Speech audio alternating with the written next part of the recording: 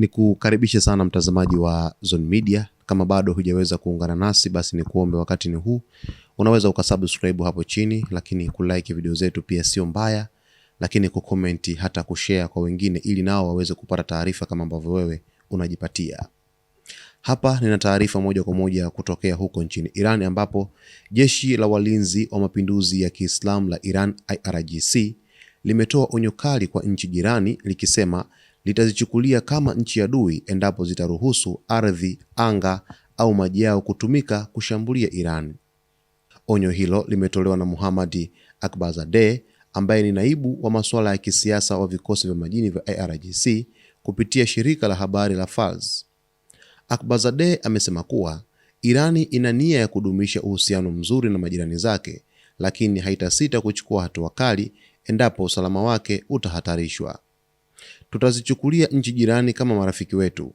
Hata hivyo, ikiwa ardhi yao, anga lao au maji yao yatatumika dhidi ya Iran, basi zitachukuliwa kama nchi adui, alisema Akbarzadeh. Kauli hiyo inakuja wakati hali ya usalama katika Mashariki ya Kati ikiendelea kuwa tete, huku kukiwa na hofu ya kuongezeka kwa mvutano wa kijeshi kati ya Iran na Marekani katika eneo hilo.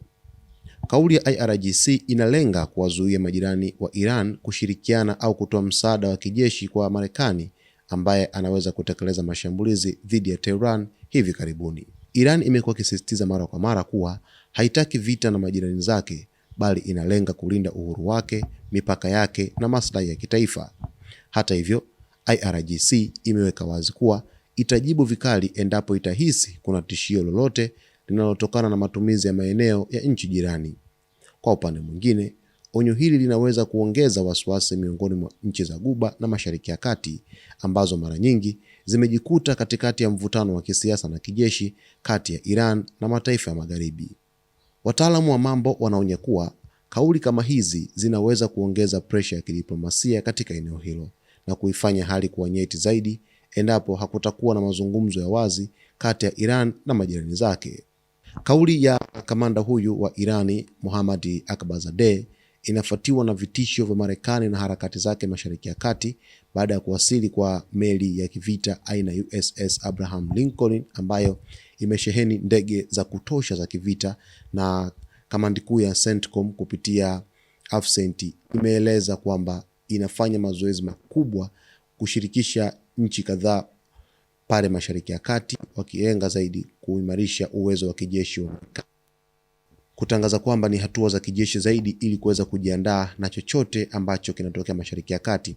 Kumekuwepo na ripoti kwamba Marekani ikaanzisha shambulizi la kijeshi kwenda katika taifa la Iran kutokana na nyingi ambazo rais wa Marekani Donald Trump amezieleza.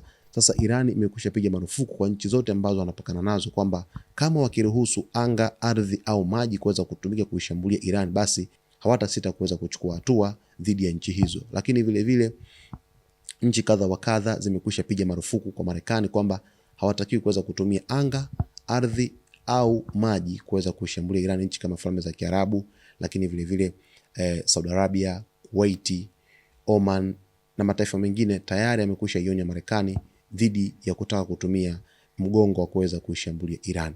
Basi mtazamaji, kwa taarifa zaidi ni kusihi uendelee kuwa nasi wakati wote hapa ili uweze kufahamu kinachojiri huko katika anga za kimataifa.